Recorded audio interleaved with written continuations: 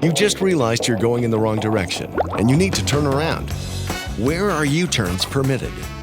U-turns are permitted at any intersection not controlled by three-phase traffic control lights.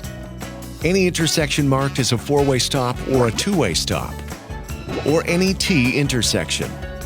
Drivers must always yield to the traffic that has the right-of-way and only proceed when it's safe to do so. If a collision does occur while doing a U-turn, you are considered at fault. Where are U-turns not permitted?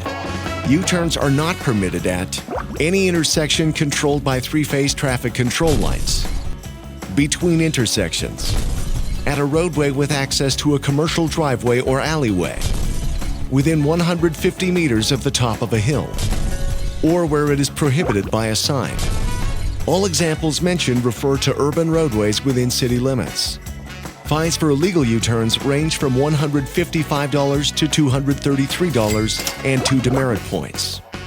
Drive safe.